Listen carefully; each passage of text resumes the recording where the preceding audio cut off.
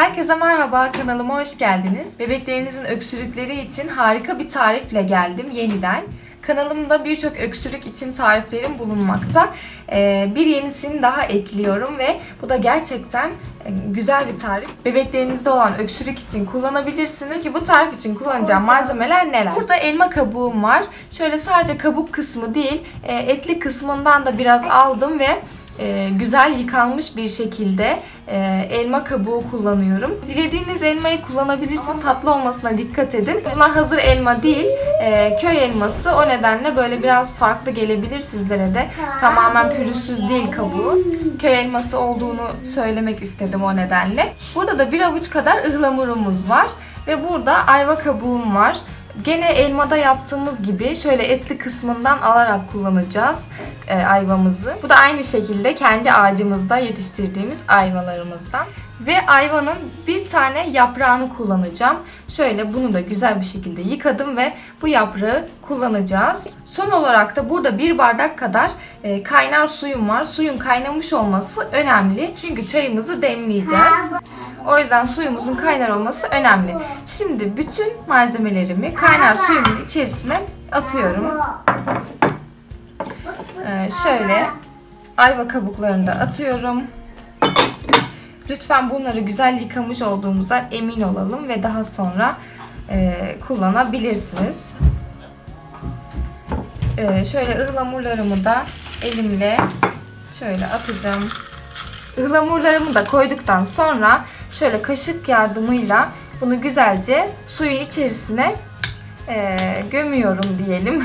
Suyun içerisine güzelce böyle koyduktan sonra evet şöyle kapağını kapatacağım. İsterseniz bunu bir bardak yardımıyla da yapabilirsiniz. Bardağın üzerine çay altlığı koyup o şekilde de kapatabilirsiniz. Yani hava almaması önemli böyle içinde çünkü demlenecek bu şekilde. Bunu da kapattıktan sonra 5-10 dakika kadar bu şekilde demlenecek. Daha sonra çayımızı süzeceğiz ve içmeye hazır olacak. Şimdi demlenmeye bırakabiliriz. Demlenme esnasında bir kere şu şekilde karıştırdım. Bütün malzemeleri karışsın diye, suya geçsin diye böyle karıştırdım.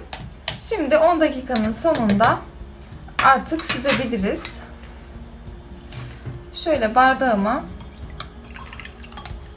şöyle süzüyorum çayımı. Şurada ayva yaprağım vardı. Demlerken kullandığım. Onu içerisine atıyorum ben. Şöyle. Evet. Artık çayımız içmeye hazır. 6 aydan sonra bebeklerinize verebilirsiniz. 6 ay arası için 1-2 çay kaşığı yeterli olacaktır. 8 aylardan sonra yarım çay bardağı şeklinde verebilirsiniz. 1 yaşından sonra da bu şekilde 1 bardak olacak şekilde bebeğinize içirebilirsiniz.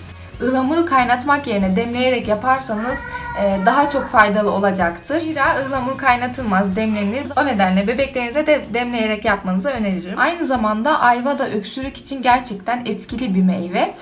Ayvanın kabuğu veya kendisi veya yaprağı, özellikle yaprağı öksürüğe iyi geliyor. Ayvanın içerisindeki bileşenleri sayesinde boğaz enfeksiyonlarına iyi geliyor ve boğazı rahatlatıyor.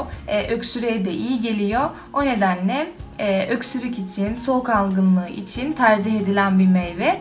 Bebeklerinize de 6. aydan sonra bu şekilde çay olarak demleyerek verebilirsiniz.